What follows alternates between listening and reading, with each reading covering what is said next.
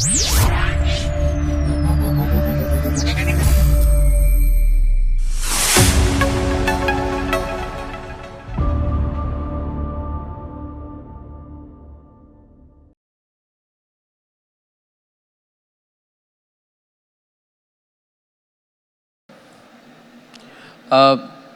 Vembu, may I start by saying what a privilege it is that you've come here and that you have taken all the trouble to fly down here from Tenkasi, from Chennai, from Delhi, and then to Mumbai today. You're flying out to Madurai this evening, so to get your time is very important. And to make the most of this session is very important for me. So that, because I believe that you are not just the founder of Zoho, you are perhaps the most courageous thinker in the technology world in the applied sense in India and around the world today. I think you are a completely maverick disruptor. It is difficult to define you. Even people who criticize you and don't like your very open thoughts appreciate the fact that you are one of the few technologists who is not afraid to speak his mind. So thank you for coming, sir. Let's have a round of applause for Sridhar Vembu, please. Thank you. Thank you. Welcome. Thanks for having me, Arnab. Thank you. It's a pleasure to be with you. Yesterday you put out a tweet saying that warning against AI becoming a crutch. Why are you against AI? What are you afraid of its potential impact on software developers, on young professionals? Do you think there needs to be some limit put onto AI, and are you working on anything in that sense? No. Mr. Vembu. So I use AI pretty heavily. So for my own, a lot of it I'll say research, reviews. For example, I'll give it some piece of code and ask it to review. It's an excellent reviewer. It can surface ideas that you hadn't thought of. So in that sense, I'm actually a heavy user. I call myself, I pay for 2 of the AI subscriptions too. So, but the tweet was about high school students losing mathematics skills because they are not learning mathematics, they are learning to rely on AI, basically. And actually speaking, more broadly, we run a school in our village in K-12. We do not emphasize technology until kids get older. I think exposing kids to too much technology too young is detrimental. And it's not just me. Steve Jobs believed the same thing. Steve Jobs did not want his own kids using the iPad, all of that too young. And likewise with AI. They have to learn basic skills. You have to learn how to read and write and do calculations, arithmetic, all of that, without relying on the crutch of getting AI to write it for you, write a letter, all this. And this is not just old-fashioned thinking, because now a lot of research is coming that we lose skills. We even lose the judgment if you are not in it. Likewise with code. Code, if you are a software engineer and you only know how to manage AI generating all the code, very soon even that job won't be there, and you have to be discerning about what code it's doing. Because as another tweet I said, this was a quote actually, we have exceptional intelligence without any understanding. I think that would summarize AI. You can use the exceptional intelligence for a review, all of that, but you must supply the understanding. I think that's how I will categorize that. Never surrender your understanding. It is just like you said, you are ultimately AI or no AI, you have to supply the judgment as a journalist, your conviction, your passion, that's what you have to supply. It's exactly the same thing true in technology. Technology might seem dry, but you have to have, when you build a product, you are building your conviction in the product. You're not just building a product. There is some encoded conviction. You cannot outsource that conviction to AI. So that's the point. So I mean, I don't understand the technology world too much, but everything I'm asking you is in the context of recent developments in our country where we are becoming acutely aware of the need for sovereignty. Sovereignty is no longer a philosophical concept or a political concept. I spoke about information sovereignty. Let's not be dependent on the West for the narrative. We're speaking about sovereignty at a time when FDI inflows are negative. When suddenly there is a war, you feel the dollar is becoming stronger, and you are suddenly concerned about your overall, your forex reserves. And at the end of the day, my worry is, Mr. Vembu, that Silicon Valley has too much control over us. We are fooling ourselves by saying, oh, we are building our own way model. We don't need our sovereign models. We are a market. We are the best to apply their technology. Are we living in a fool's paradise by saying so? A, have we reconciled to not being the original creator? B, without a creative force that can challenge Silicon Valley, is there any point in being the largest market for applied products? Everybody talks about enterprise solution, this enterprise solution, that. What is the base for that? If the base for everything is going to be Grok and X, Y, Z, whatever, then are we building the base that India needs, that Bharat needs at this moment? I will speak from a historic point of view. When you ship cheap raw material, import the value-added finished product, that was the foundation of the East India Company. And we know how that turned out for us, right? When you give somebody else your cheap raw material, and all of the value addition is happening elsewhere and we are importing it, that's the foundation of the colonial economics, and that's how the East India Company came to rule over this continent. So that's why it's important that it's not merely that we are consuming somebody else's creation. It is the value we are shipping, it is the dependency we create. And I have said this openly. The risk is for us, Google or Microsoft or Amazon and Facebook, all of these companies become the new East India Company. And we have to be aware of this risk. That's a very real risk. It is not something mythical I just invented. And given our own history, we must be aware of this. And don't be fooled by the fact that there is an Indian CEO at the top. That's irrelevant to the discussion. It is whose laws, whose sovereignty, whose jurisdiction. It all matters. So it's very important to keep this in mind. So, my question was, what are you doing? Yeah. What are you doing? First, I'll tell you in that direction. Positive, the optimistic news here.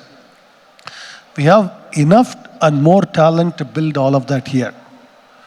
I want you to, if there is one thing you take out of this discussion, have this unshakable religious conviction we can actually do it here.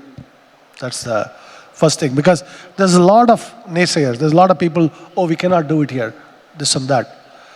Refuse to believe it, because we can actually build it here. That's the first thing that we can do. And then immediately, oh, our government lacks this vision, this and that, Chinese. Most people who actually talk about China do not. We have been operating in China for 27 years, by the way.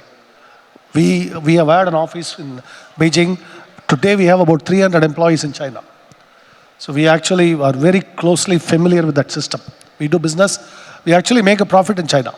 We are not insanely successful there, but we make a profit in China. We have operated for more than 25 years. Chinese entrepreneurs never had it easy, contrary to what we think. In fact, you may have heard of Jack Ma's disappearance. Even today, you never hear much about Jack Ma. The man has been effectively silenced. It never happens in India. Whatever it is, we must actually be, we have the right to speak our mind, and you see online the very clamor that you hear, all this, and all of the foreign platforms here where people post all kinds of stuff. This could never happen in China. The freedoms we enjoy here, those are more vital to me than this policy, this tax rule, all of that. And then I'll come to the third point here, why we must build it. First, I told you we can build it. Second, China has done it in, I would argue, more difficult circumstance than India is facing now. The only thing lacking in us is this self-belief that we can do it.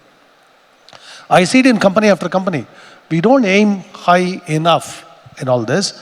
And even companies with profit set aside a portion of it for long-term bets. And that's how we have always grown. Anything we do, people often point to Arata as a failure. People don't know how long we last.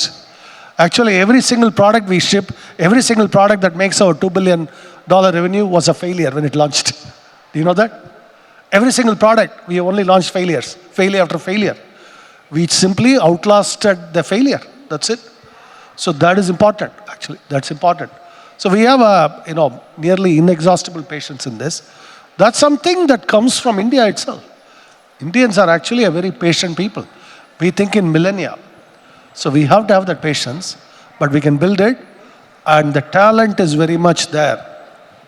I can tell you, right now I'm working on some technologies.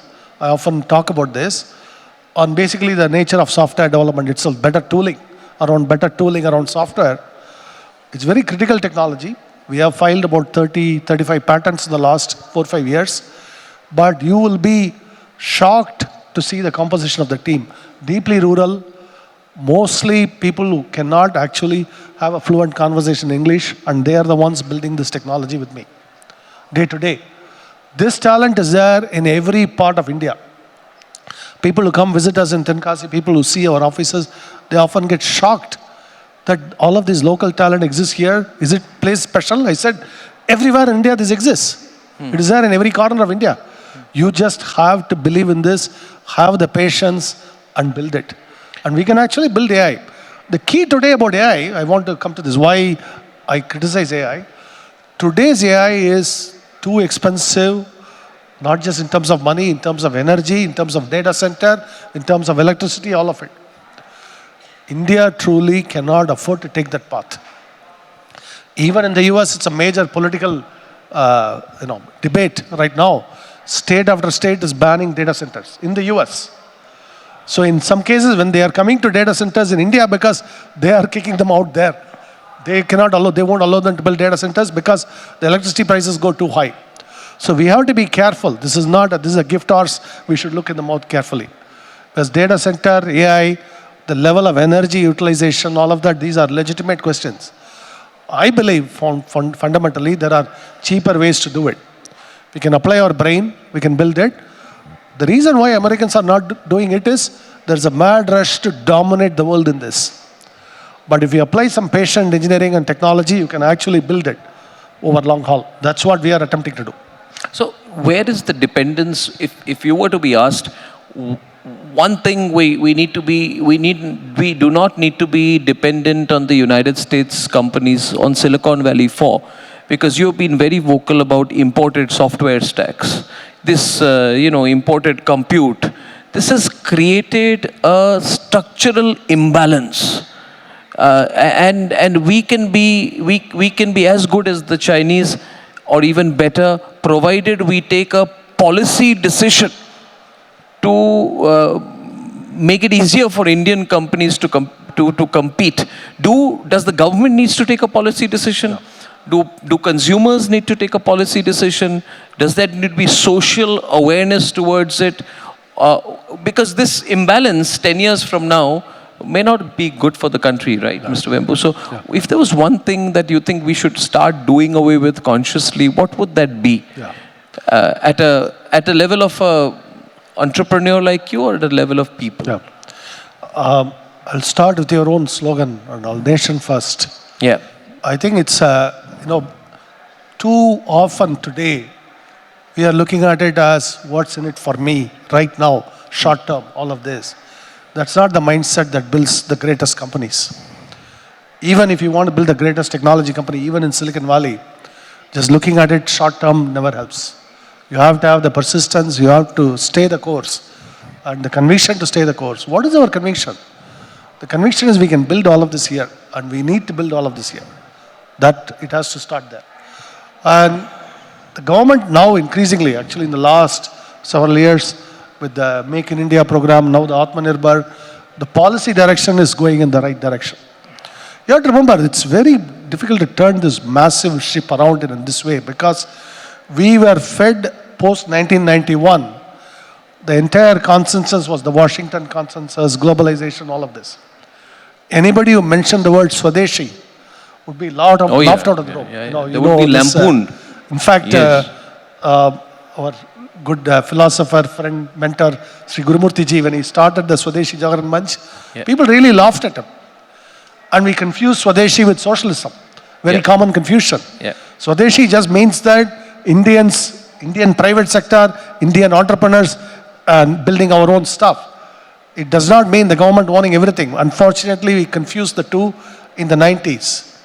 And from that intellectual mood to come to a point where the Prime Minister actually now has mentioned Swadeshi. Openly. The word openly. First time, right? It's a huge mental shift in the landscape. It is happening. I believe it will happen more and more and more because the geopolitics is dictating it. It's not only India. You read the headlines. Just this morning I tweeted about it. I called for Indians to consider returning home, particularly from America. Today they passed a new rule saying if you're waiting for a green card, you have to go back and wait. You cannot wait here. And green card already takes 15, 20 years. So they are supposed to come to India and wait. Then why don't you just come back permanently? Why we wait for another country? So build something here. So it is that reality that is staring us. My point is we can actually make the most of this moment. The moment is calling us, so we should invest in R&D. Primarily, what our private sector has to do, drastically increase the R&D investment. Zoho is primarily an R&D driven company. I'm chief scientist for the reason. Last 3 years, I've filed 35, 40 patents. Most of my 70% of my time is on deep technical work. I'm immersed in code. Which is why I said I asked AI for feedback on this, feedback on that design, all of that. That's how I use AI today. But we have to build all of these. And we just hired one of our leading chip designer. We hired a mathematician to work on some deep mathematical problems. We hired a material scientist recently to work on some advanced materials science. So we are doing all of this now. We are going into more foundational R&D right now. That's where we are. So, also I want to talk about your business model and your way of life. They call this session Why I Moved to the Village. We want to know what motivates Sridhar Vembu. You are a complete sort of opposite of the Silicon Valley or Bangalore VC ecosystem, which basically says that there's a playbook, you raise large amounts of money, you hire fast, you burn as much money as you can, then you ask for more money, then you exit big. So I find this, I keep telling people you start a company, why? To exit. I need an exit. So the day you name your company, people say, I want my exit. That's a very untrustworthy system, but I've really seen this. I find this so funny. On the other hand, we have Sridhar Vembu. He lives in Tenkasi. He rides a bicycle. He picks up people who are leaving school and teaches them to do code that competes with Silicon Valley. For 30 years, he has built Zoho Corporation into one of the world's most successful global SaaS companies. Certainly the biggest ever built out of India. It is profitable. He is operating in 180 countries right now. He has 100 million users. He has billions in revenue. And if he was to be listed, he would probably be, I don't want to speculate. But if you meet him, he is the most humble man with absolutely no material wants. And he lives out of Tenkasi, not to make a point. He is in southern Tamil Nadu because he wants to run a different model. So now I want to talk about this business model because youngsters, especially through now, don't mind my saying it, through these podcasts, there are 1,000 podcasts, how to become rich in 10 minutes, how to exit in 10 months, how to fool your angel investor. And so I actually mean it. There's no cynicism or if there's anybody who's done it, I'm sorry, but whatever. But he's building the country. Imagine if we had 10 Sridhar Vembus in this country. Am I right? He is authentic and original. So we love him. And his tweets and retweets on issues concerning Donald Trump get as much traction as well. So we need to understand your thinking, not just your technology. Tell us about your thinking. No. Technology, the country, building, and companies. No. Please. So I think about this holistically. First, I'll give you an anecdote. We have an office in Austin, Texas. About 300 employees work there, mostly American employees. We have very few Indians who will be there, but mostly American employees there. And the attrition rate is lower than our attrition rate in Chennai. Our American employees love us, love this company. And if you ask them why, in fact I asked them, my American colleagues, why would you want to work here? They say, this is the only extended family I have actually had. This company feels like family to me. They would say this. Our own American employees would say this. So why I bring this up is, our nation has something to offer the world, a unique perspective. And we are, I want to say this, we are never a socialist nation, but we are also not capitalist in the American sense of that word. For us, for example, I'll give you, I said this in our previous interview. When somebody is very rich in traditional India, they'll go build a temple, they'll build a chowtry, they'll build a this or that. A lot of it will be put back into the community. Right? That's our ethos. A rich merchant is there to fund good works for the community as a whole. It's not merely philanthropy. It's not, we don't separate the philanthropy aspect from the business aspect. We link the two. Our way of life embeds this. And this is very important revive, not just for Bharat, to offer a model for the world, because today our problems around the world, sustainability, we talk about energy crisis, water, all of these, none of these are solvable unless we think holistically. Our very lifestyles, what is my lifestyle? That is how much energy do I consume every day? These things are very important. Our 1.5 billion Indians cannot consume the same energy as the average American today. If each of us consume that energy, there is no way for us to, the heat will kill us here. So we have to find a simpler way. This is true much of the world. This is true, I'll offer you, even for America now. Not even America can just do the same kind of lifestyle they've had before. But this does not mean poverty. This just means simplicity. I'm actually in a village. I'm happier than ever. In fact, day before yesterday, I posted a tweet. I was coming on commute, I saw the hillside, I saw the temple in the hill, and I had to stop the car and I took a picture. I spent some 5 minutes enjoying the scenery. There's so many times I go back and I'm walking through the paddy fields. I truly thank the universe for keeping me alive today. That enjoyment has to be there. It's not about how much money, what is the net worth, how many zeros, all of that. This day-to-day enjoyment. And research has repeatedly shown most of our happiness is coming from our close relationships. What I call agreeable company. If you have people, you are agreeable company around you, you are happier. All of these we have forgotten in this mad rush. So I build technology for a living, but it also has to be reflecting in the way of life we create. So that's what I call a kind of a spiritual capitalism, dharmic capitalism model we have to build, and only our nation can offer this to the world. Well, thank you very much for that very honest reply on that. And thank you. Your views on dharmic capitalism as a tech entrepreneur mean a lot. Mr. Vembu, does AI, you were telling me, when we were driving this morning, I never want to miss a moment when he's with me. So I went to the airport to receive him, and I kept complaining to him that my cab driver was only using this Google Maps and ended up taking me on every service road we didn't need to go.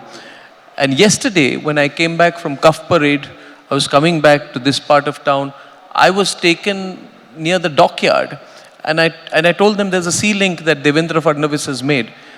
Could we not take that? He said, no, but Google Maps is telling me to take you through the dockyard. Yeah. Technology has its own limits. Now, serious question. AI is not a magic wand, right? It is here to stay, but it has limits. In the car today, you were telling me some interesting case studies of how AI, beyond a point of time, tends to hallucinate, tends to go against itself. In the sense, technology becomes gangrenous. It starts eating itself. It consumes too much energy. It becomes very expensive. And therefore, the more complex the function, this is what Mr. Vembu told me, the more expensive and energy consuming it becomes. And often, AI is very okay with easy issues. At one point of time, a law of diminishing returns tends to apply. Now, because AI is a 2-3 year craze that has happened right now, we're in that very, what would I say, opiated state where we are all very happy about AI will solve everything. Can you tell us about when the law of diminishing returns tends to apply? And in that context, I want to read out the first paragraph of your other tweet. How is it that in the US, the AI leader, a good part of the population, even a lot of college students have come to hate AI? It does not help that companies are blaming job losses on AI, which is both convenient and as an added bonus makes a company look visionary. The layoffs are often related to rising cost pressures. We experience those pressures too, and India is a very cost-driven economy. The economic picture is getting grimmer. Then you use the word AI investment bubble. And you go on to say, this has got a lot of traction in America also, this tweet. He says, Mr. Vembu says, the AI investment bubble has kept the American economy afloat, but that can only go on for so long. So, what is this bubble that you are talking about? Can you zoom out and tell me what is going on which the big tech bros are not telling us? And what can we do about it to prepare in India? I just saw this headline today, it was a news article. Microsoft reports AI is more expensive than paying human employees. Microsoft. If Microsoft is finding AI pinching the, you can imagine. And Uber CEO said this. They exhausted their entire annual AI budget by April. So they are now having to ration token use. So it is a clear, and why is everybody using it? Or why are we spending so much money too? There's a very strong FOMO, we call it, fear of missing out, right? What if somebody else uses AI and beats us? That fear is there in every engineer, that's there in every company, that's there in every CEO now. And even in our company, there's two camps. There's people who think we are moving too slowly. There are people who think that, why are we wasting so much money on AI? So I tell them, you too argue this point out because I'm not going to intervene right now. Whichever camp I weigh in on now, I will be hated. So it's better that you two argue this out right now. But this is real today. This whole FOMO is real, and this is what is making everyone spend the money. What is this FOMO about? Basically, AI comes with so much promise, potential to revolutionize everything. We are always thinking some other company is going to steal a march over us. And that's true for every industry now. You could be in real estate, you could be in construction, you wonder whether somebody using AI is going to beat you. Right? You could be in retail. Or also for just positioning. You want to be seen to be an AI company. Everybody does AI. Everybody has got AI as an abbreviation. What is your name? Arnab.ai. Exactly. I'll get a better valuation. It's becoming. What is your company? Hotel.ai.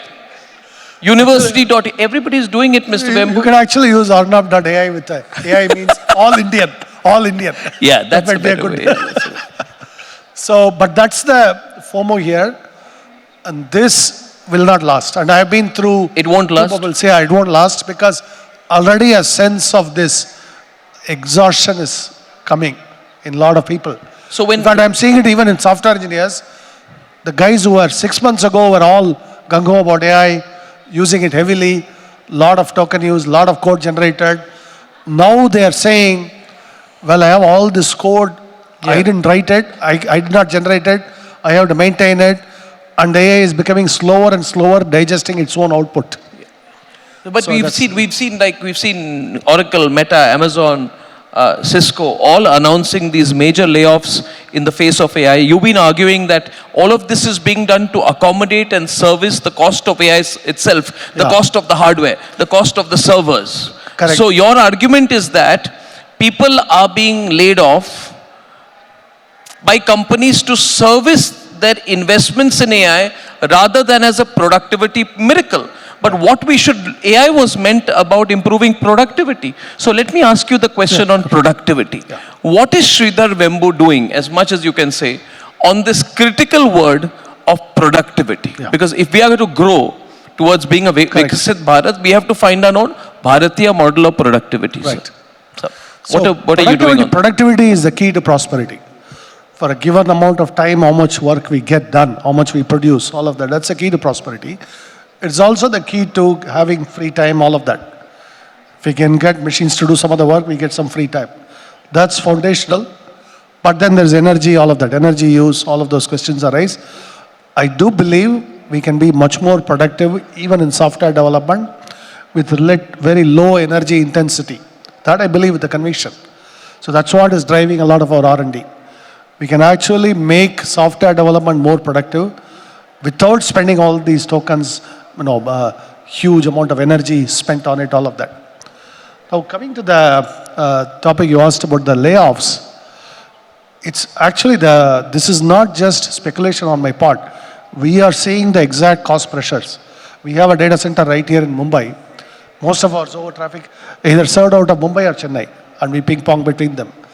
So the current server cost right now, if we buy the same identical specification, is about 3 to 4 times as expensive as 6 months ago.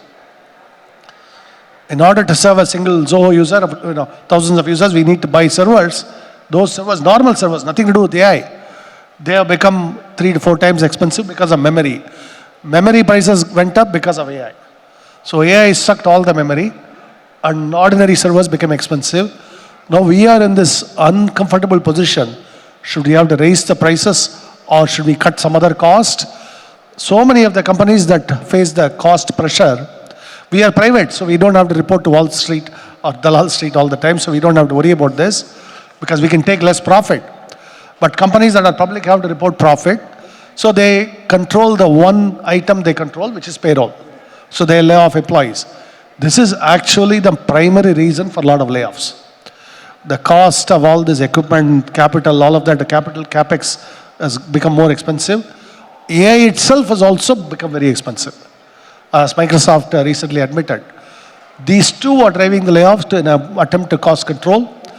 Again, this cannot go on forever. You cannot lay off everyone and be a company, Like Facebook laid off, 10% or 15% of staff. How many more 10, 15% they can go? So that's why I think there is a point at which they'll have to stop. Even they will have to stop and reevaluate what we are doing with AI, all of that.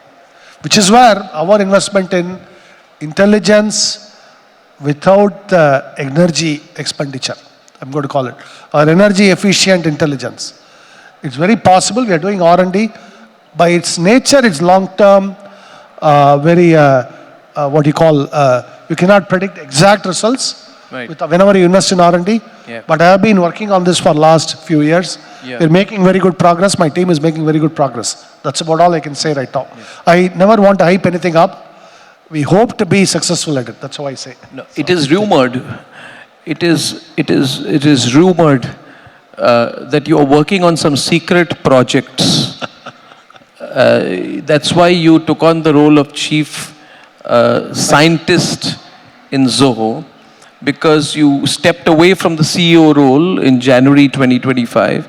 You took on this innocuous but interesting role of chief scientist, and it is believed and rumored that quietly between Tenkasi and Chennai, you're working on some secret but deep tech, extremely sophisticated ideas that, if successful or applied, will have an impact not just on Zoho, but on the country. Yeah. And I can tell you, he is probably, if there's someone in India who's going to do that, it is Mr. Vembu, I have no doubt about it, because he's constantly on code. The problem with having a conversation with him is that he keeps going back to his phone and he's doing what he does best, which is technology. In the broad sense, do you believe that Zoho or you or Indian scientists have the ability to break some really big barriers to make our country sovereign in the deep tech area? And before I wrap up on this, give us a prophetic vision of where you want to see India in 2030. I won't even say 2035. In 2030 in the deep tech space. And then we'll open up to some questions, please. Actually, I'll talk beyond Zoho. There's a company in Hyderabad we have invested in for quantum sensing. It's really deep tech physics.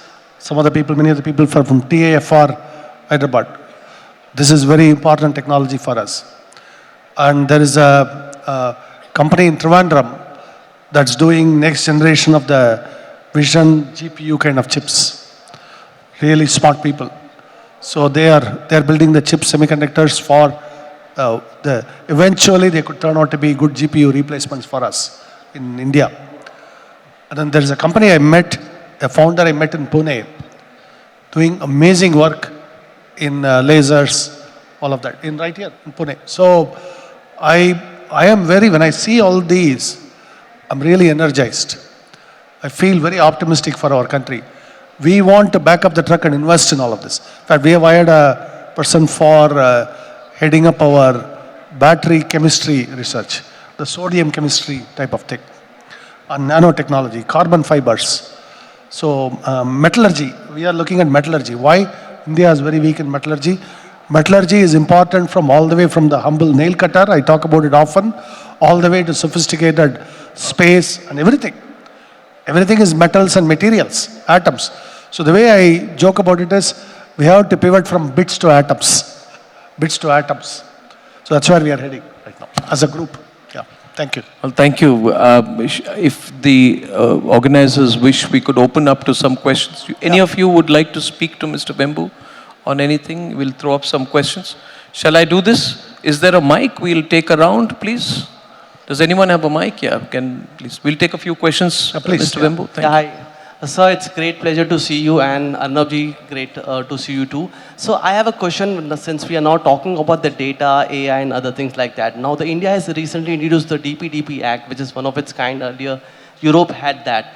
So the challenges I am facing as an individual when we are conveying the corporates about this DPDP and up to 250 CR ka fine hai, you'll get into big soup and things like. Still, there is very less awareness on this, and the 18 months time frame has been given. So what's your take on that? As an industry, are we missing on educating corporates about this DPDP Act in particular? The question about what corporates on? On the DPDP Act. The privacy regulations, yeah. So, yes, it's very nascent. I don't believe it has widespread awareness. But this is the correct direction for our nation to take. And the only country that does not have any legislative privacy protection, though some states in America do, as a nation, America has not done anything in this. But we must do it. I think that's important. Europe has done it. A typical objection would be, it'll set back our social media, all of that. Actually, I do believe it's better. We'll build a stronger social media with privacy protections. Even in Europe, everywhere, those are the kinds of products that will succeed. Yep. In fact, I tell you, the calling card for Zoho, when we are in anywhere that we promise our customers, we apply the GDPR regulations around the world for Zoho customers. The GDPR is the most stringent privacy protection in the European Union. We apply it anywhere we do business, not just in Europe. Just so that we are, we can give the maximal privacy protection to our customers. So, yes, it's important. And I think just like all the other stuff I talk can you move the mic a little bit here in front, please? Excuse me, sir. This side, left. Where are you? Here. Just a minute. I'm walking. Huh? Oh, okay. So it is actually very interesting panel that you have. Actually learned so much. So currently, I'm a 10th grade student and I've been building something. And being a student, what I believe is there are a lot of problems in education. What we do, what we learn, and where the world is going. So what are your takes on how exactly if you look at the education, that's totally, bit outdated as well. So how do you think how in this, competitive era, how students can make themselves a best Yeah. and what they can do in entrepreneurship? I'll give you a direct role model. Yeah. The Pune entrepreneur I met, his name is James. Oh, yeah. He learned everything through internships. He spent 3-4 years as interns, and I don't think he cared much about the grades, but he cared about the experience that gave him a direct relevance to what products to build later. The current stuff he's building directly came out of all the stuff he learned in internships. So what I would do is, if I were in your shoes, go into some critical areas, do internships, learn about this, because learn by doing. That's what I'll say. Learn with Not- observation. Not your book Brilliant. learning. Don't worry about grades too much. Your parents will hate me for it, but that's not important. 1 minute, don't start the Thank you, questions. thank you so yourself. much, Pass Mr. on the mic there, young man. Thank you. I'll take it around as much as we can. It Yes, was sir. actually inspiring to listen to you, sir, and you, sir, as well, asking those intelligent questions. So 1 year back, when this cloud and lovable ecosystem came up, everyone started vibe coding. At that time, as a software engineer, I realized that these are not sustainable things, and we need to build our own tooling around it. So in order to create production grade applications which are like secure, scalable, and stuff like that. So I started building my own tooling around it, and it was working well. But down 5 months later, 6 months later, I realized that now cloud ecosystem has also started developing their own Tooling, sub-agents and tooling and that sort of thing. And after that, then I pivoted to some other different things and started building my agentic OS and stuff like that. But what I have realized that these big companies, right, they are also building their own solution, entering into these. But actually, there is a very easy way you can compete How do we there. compete? Yeah. If you have really good tooling Yeah. around it, you can bundle it with low-cost models, even the Chinese models, and build a business. Yes, yes. That's hybrid what they are coming after your tooling. You go right after their LLM with a cheap model, no? Right, Easy. right. That's what actually I was talking But to. this is in the business world, they call it, you commoditize your complement. So they are commoditizing your tooling. You try to commoditize the LLM itself. That's the idea. Yeah. So, yeah. Yeah. Thank you. Thank you. you.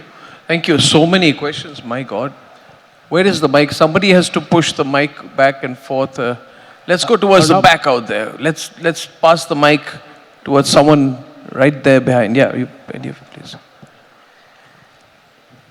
Hey, hi, my name is Shanai Doshi. I'm a chartered accountant and I work at Venture Capital. So, as part of the discussion, you all had mentioned that VCs typically focus on exits rather than XYZ narrative. So, I just wanted to ask you one question. Even in the media industry, you'll do optimize for TRPs, social media viewership. So why are we looking at venture capital from this side, that they're largely focusing on exits, one? And secondly, the media narrative currently is again focused on the large exits which they have. Why don't we focus it more on the actual value which is created to the startups and the Indian economy? And sir, would love your view also in terms of the value which venture capitalists add to the economy. Mr. Vembu can take that. The question essentially about value versus valuation. The focus is too much on valuation these days, please. Thank you. Yeah. So, thank you. Part of the VC challenge is also structural, right? You have to have you raise a fund, you have to have a return to your investors within 7 or 8 or 10 year period. And then that gets transmitted to the company because they cannot wait 7 or 8 years because you only have 7 or 8 years. They have to do it 4 or 5 years, all that. So it's that. But I can tell you a lot of these technologies, building the stuff that we need to build in India, this cannot be done on those kind of time cycles. That's a foundational problem. See, Silicon Valley is a different case where there was a vast ecosystem, existing companies. Like if you look at Intel, there was HP before. If you have Apple, then from Apple came next, and then there is Cisco. If you go to Yahoo, a lot of Cisco people were there. Then Google was from Yahoo. Facebook was built out of some people from even Google, right? So there is that foundation you keep on building. Without building these foundational companies, we cannot build the stuff on top. But our VC ecosystem acts as though we already have built all those companies, which we have not. And building those companies is not the same problem as the 7 or 8 year problem. So that's the conundrum here. We have to square the circle somehow. Got it. Okay, Thank you. I we'll hope it take makes sense. one. I hope it made sense. what I Yes, it said. did. Yeah. Makes sense. Thank you, young man. 1 minute. There's a very young man out there. Better sit down. I'm going to come to you in some time. But I'll move this side. Please, go on. Thank you, Arnab. Vanakkam, sir. Nanum Tamil Nadu irundhu vandavan. Very much impressed. Sir, just one pertinent question I want to ask. You already proved it, how Tenkasi became a role model for creating the talent into a viable industry ready. Why can't we copy paste it all across India? For your kind information, my name is James. You just spoke about some James from Pune. So it sparked that question. I'm also trying to work along with North Mumbai for skill development and entrepreneurship. If you can throw that light, how we can, do the copy pasting. Thank you very much, sir.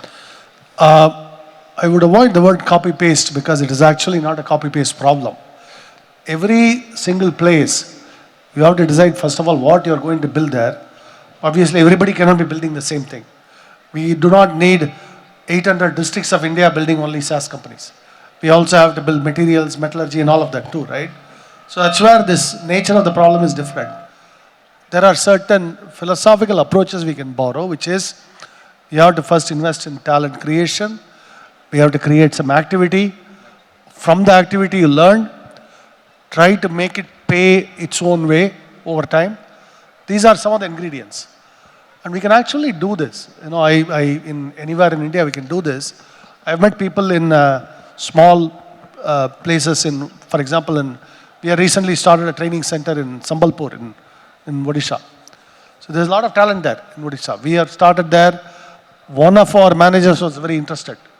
He is Tamilian who also speaks Odia very well. So that's how the match happened. And so that's how we are spreading ourselves.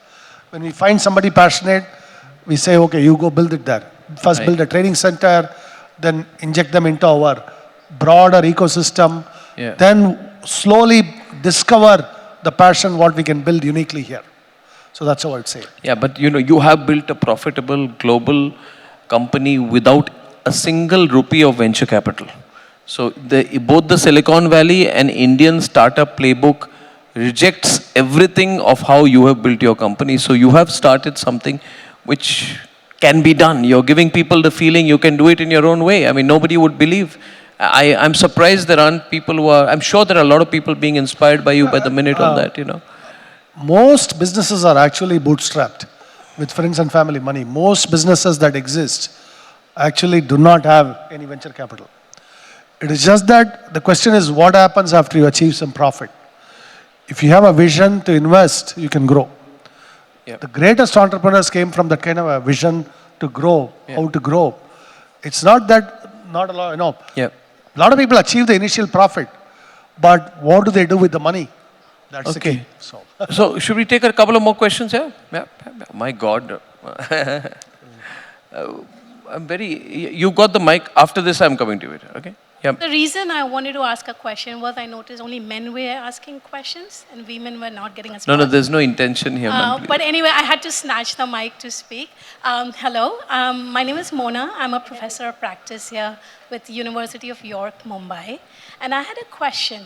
Mr. Goswami, you said in the very beginning that Mr. Vembu, people dislike you for being outspoken and for having your own ideas and standing your ground.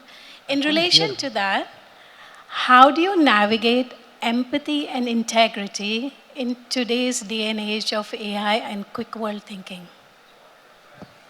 No, the first part of the question is, she said that I said that people dislike you for being outspoken. That's a slight exaggeration on what I said. Okay, my apologies. I said that some people may not like it, but you say it anyway. Her question was on empathy and integrity. Integrity in today's AI world. How do you maintain empathy and integrity in today's AI world? If I got your question. I think empathy and integrity count in any world. It's not just today's world. It's also the path to long-term happiness, I would say. Because at 50, at 60, at 70, you look back, Do you have some human beings that actually truly respect you? And that's, I think, a good question to ask, right? If I have made all the money and nobody actually really likes me, then it's a form of loneliness. In fact, some very successful people get into that, where they report being extremely lonely. You can actually read interviews where they'll say, I'm very lonely. The loneliness is coming because they did not act with empathy. Nobody's real respect they earn. So I think I would say, even from a kind of a long-term happiness perspective, it's important to have that. That's how we create a kind of an ecosystem around us. And I always say the path to happiness is not, I'm 58, so I have some experience saying this, is agreeable company around you. Day-to-day happiness is, they have people who you would consider agreeable company. That could be friends, that could be family, whatever, agreeable company. Agreeable company can only come if we are agreeable company to them, Nobody is going to be agreeable company to you if you are disagreeable to them. So that's a two-way street. So that's how I'll say. That's where the empathy is born from. So, thank you. We have a very young questioner in the second row out here. Yes, sir. Introduce yourself. Sir, good morning, sir. Sorry, good afternoon, sir. My name is Spandanacharya. And I had one question to Sir Sridhar. Sir, before you, when you are building your products, etc., were you also visualizing or meditating of it? Yeah, so it's a very good question. I always had, perhaps even as young as 15, had an idea that something has to be built big. And where did it come from? I actually said this in our previous, I would go to near my village in Tanjavur, there was a temple called Gangaikonda Cholapuram. This is the Rajaraja's sons, Rajendra Chola's temple. It's a big one. You can find it online. This was built exactly 1,000 years ago. And then you see the surroundings, very deeply poor. You will not find anything other than mud huts at that time. Actually, at that time, I was talking about 25, 30 years ago, you have this 1,000-year stone temple standing there, and then surrounding villages are so much poverty stricken. You wonder why.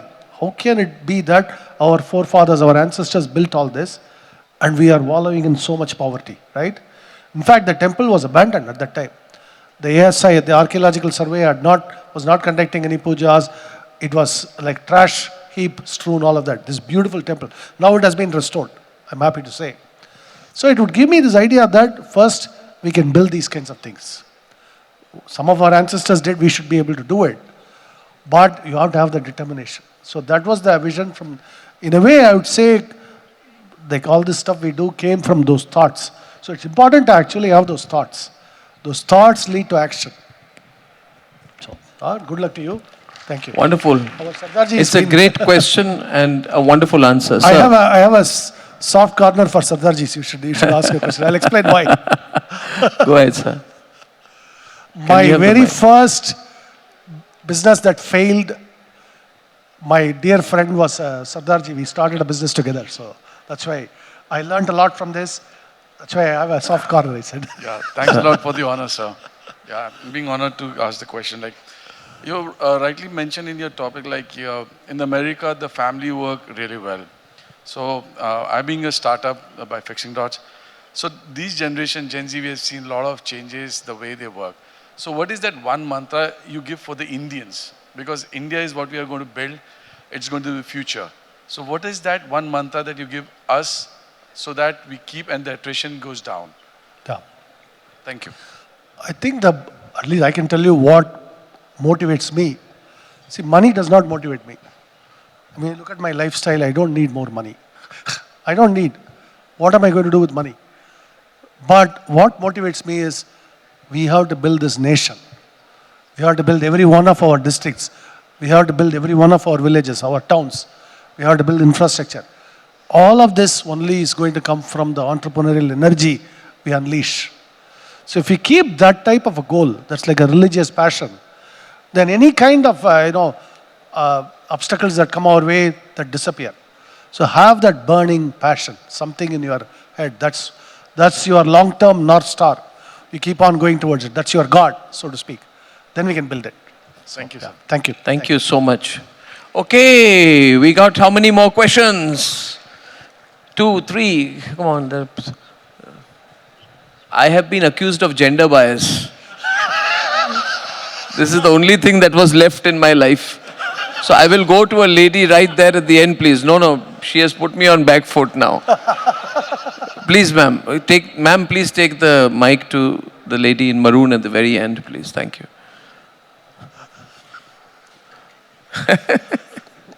Hi, my name is Deepa. I work Speak into the mic. Little please. louder, Hi, please. Yeah. can you hear me?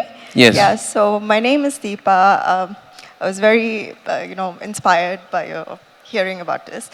So we're a product company, and I think, it's nice to hear about other Indian product companies, because India is largely services sort of, focused in a global sense.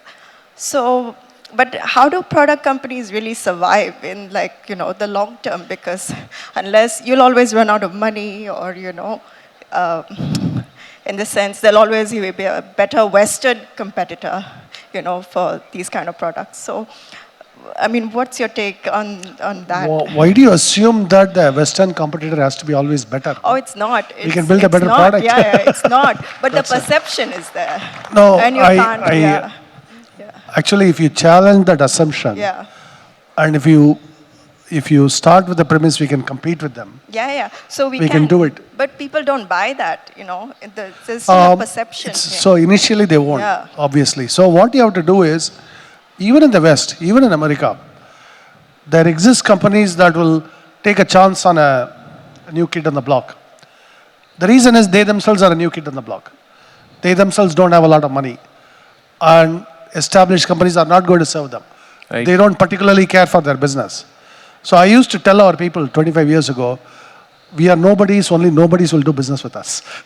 I think that would be a useful mantra to assume in that case, right? Yeah. So I think that once you adopt that mindset, there are customers everywhere in the world, not just in India, even in America, I found in Canada, everywhere, Middle East.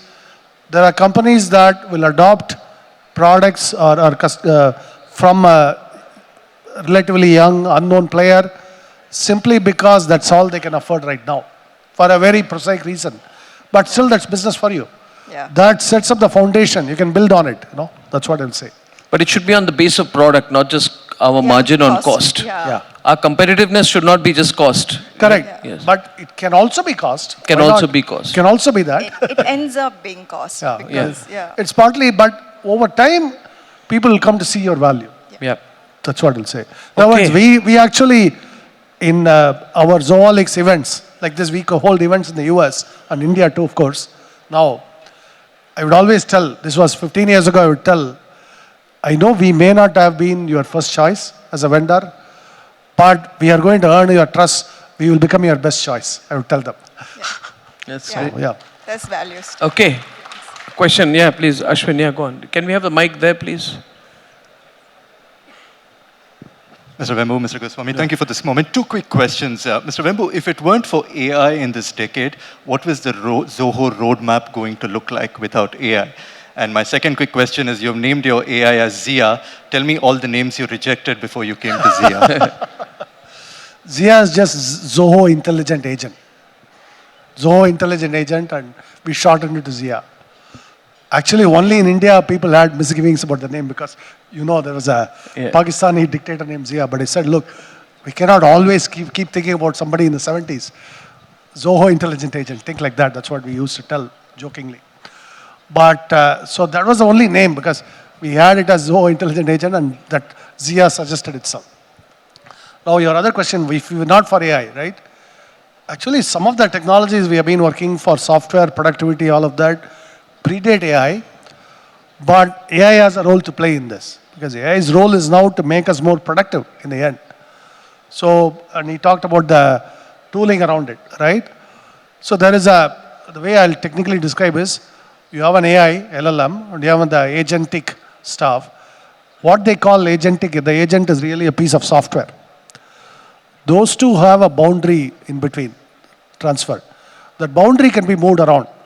The boundary can be closer to the left-hand side, so a lot more happens in the agent, less happens in the LLM, or moved around all the way here, more work happens in the LLM and this.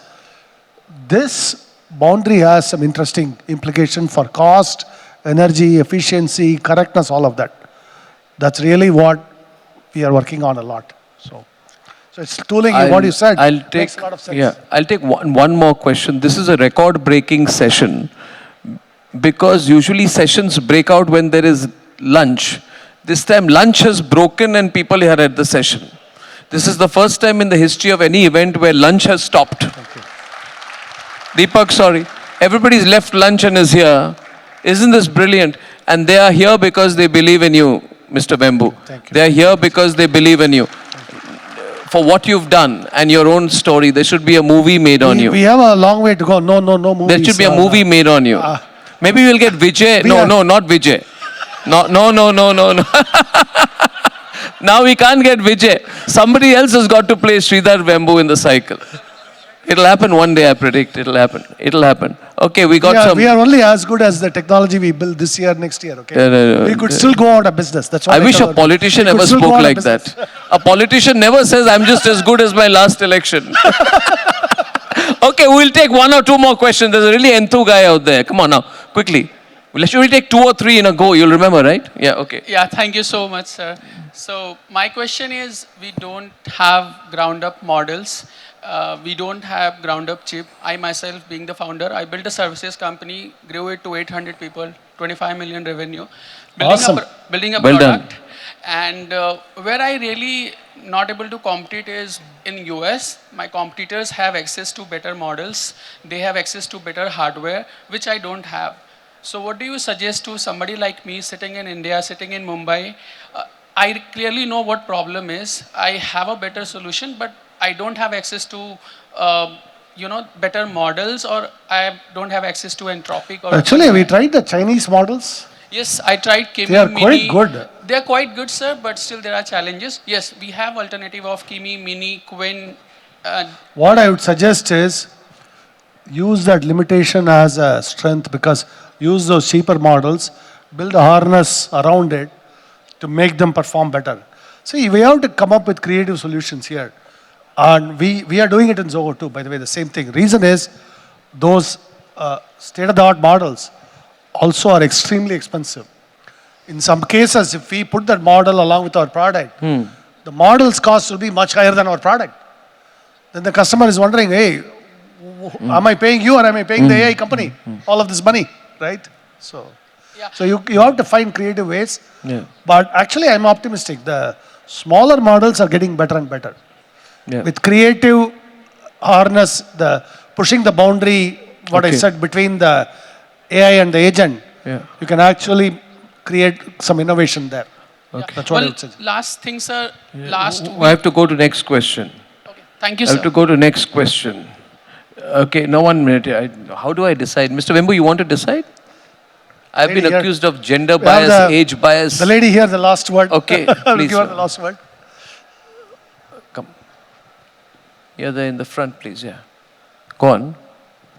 Hi, so I want to know, in your journey, how have you dealt with self-doubt and failures? Because both of you have done an incredible job in your own initiative, but as young people, they always self-doubt and are scared of failure. How advice you would give to them? You know what I used to say 20, 25 years ago? If he failed, it's not like Economic Times, New York Times, all that will flash a front page article. He failed. Actually, nobody cares about us, right? You can fail all the time when you are nobody. Use that freedom. See, today if I fail, Arnab is going to cover on the news that I failed. But you have the freedom that you can fail, you know? Use that freedom. That's what I say. Superb. Okay, 2 more questions, please. 2 more questions. Where do we go? No, you asked a question. Sit down. What is this? 1 minute. Gender bias. No. Totally on back for the lady, the second last row there, please. Yes. Please. I'll come around. Gender bias. It's got into my head. So it's a general question. and it's including all the sessions we attended yesterday and today. Louder, So- please, ma'am. Yeah. Little. So we have been listening to the development on the larger scale. I can read chief scientist, you working as a chief scientist in the field of artificial intelligence. I need to know, is there any AI working in field of human cellular reactions, in field of genetics? That is, if I'm staying in a house where the sun is deficient, I'm staying in a big tower where the area which is full of pollution, the area is going through severe deforestation. Since you have shifted to rural area, we always link rural areas to the freshness of the air and the increased oxygen output to the brain. But in strong contrast to the city life, where the brain fall deficient. What is your question particularly? He's getting it. He's getting the getting it. question. So, brain gets severely deficient of the oxygen. Is there any AI working on it? This question is in terms of keeping Delhi and rest of the city pollutant increasing level as well, like carbon monoxide poisoning, the AC generated poisoning, then the fertilizers, and then the shell, storage, for storage, the kind of food we are keeping, so preservative we are adding in general. Is there any AI designed to keep a threshold that this is toxic and this should not cross this toxicity level, so as to avoid the future genetic mutations which is happening for all the reasons? I hope you got the question, sir. Yeah, I don't know we need AI to tell us bad things are bad. I think we already know that deforestation or our pollution around or even staying without sunlight exposure, without fresh air, pollution, the particulate matter, all of these we know they are bad well before AI. So I don't want to make everything about technology. That's actually important because we tend to overemphasize technology in these.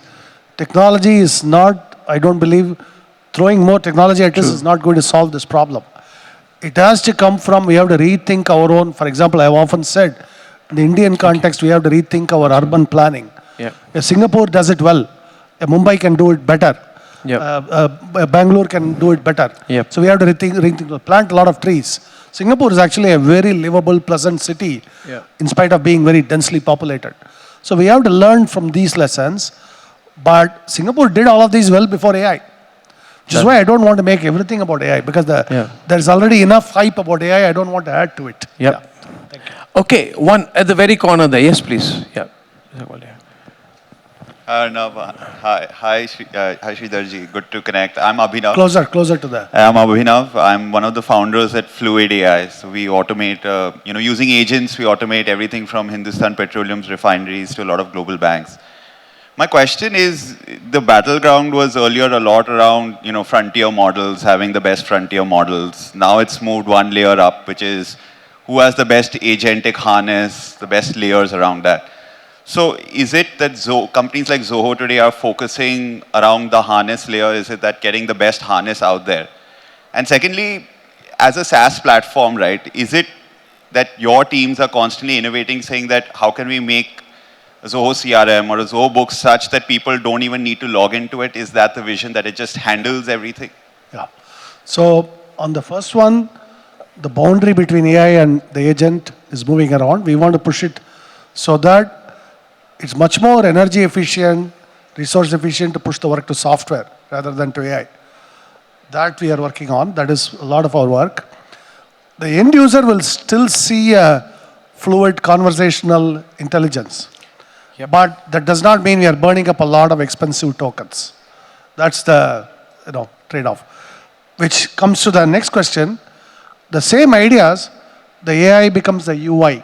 That means that the products are still there, they're getting work done, but your interaction model is very fluid. So we say you want to talk to the database. You don't want to use all the UI. We just want to naturally converse with the database, you get answers. Like what happened in this product last quarter, what happened in this geography last quarter, summarize that. Why did this happen? Go drill into the reasons. These kind of conversations we can have with products. That's where this is most valuable. But we want to have these, enable these, without burning up a lot of tokens, without spending a lot of our customers' money on it. So that's a challenge. Thank you. Thank you. Okay, well, I'll take a last question right here. Oh, don't do this to me, please. Again, gender bias. I'd like to come to you, ma'am, to you first. Can I take 2 quick questions here, please? Or comments or whatever like that, please. Huh? Don't overcome. No, I'm not on, please. Yeah. Firstly, brilliant session. Thank you very much. I'm Uday Singhani. One comment and one question. The first comment is you talked about the FOMO piece. And, when you have the NVIDIA chief saying that people who know AI are going to replace jobs of the people who don't know AI, that sort of really drifts and moves everybody towards AI, right? Largely because of the FOMO of not knowing it. So that was my comment. And the question I have is I really want some views from you, sir. If you look at the triangle, you have a large percentage of the people who are working right at the bottom of the triangle doing very transactional data entry jobs today. And there'll be a small percentage of that are going to move up the ladder who are going to be a bit more AI ready and AI knowledgeable. So do you see in the next 3 to 5 years, you don't have that many jobs because AI is really replacing, whether it's chatbots, conversational intelligence, data entry, what have you, AI is replacing all of these jobs. So while a lot of members do say and a lot of professionals do say that no, there'll be jobs, up the value system, but those are far and few. Yeah. So really, do you see people, struggling to get employed in the next 4 to 5 years? So your first point you made about the FOMO, I'll say this way, what is really learn to use AI? Learning to ask important, good questions. That is critical thinking. That has nothing to do with AI. If I don't know how to ask the right questions, how do you get the right answer? And you are not going to get the right answer, you are not going to get good answers. Superb. So really, that is what the skill involved is. The skill is not some magical piece of technology. Yeah. It is critical thinking. Yep. So that's all you have to do, Yep. And so you have to learn that. Absolutely. Which addresses the second one. Yeah. I think most of our people, this is where the education comes in. I am not a believer that everybody should have a paycheck job. We need a lot more self-employed entrepreneurs, people who are making their own way in life. That's my strong belief because it is also important. See, the quality of life, distribution of jobs, distribution of a rural revival, all of this can happen only if there's a lot more self-employment, small entrepreneurs created, all of that. That again comes to critical thinking. It's not about just, if you have critical thinking, whatever your prior skills, you can actually use AI well. Yeah. Then you can also, the same critical thinking you apply to create a small business, employ a few people around you, create some prosperity around. So that's what is critical here. So I'm going to wrap it up at this stage because this has been a brilliant session, and on that point of critical thinking, this has been outrageously good. Thank you. Let's give him a round of applause, a stronger one than that.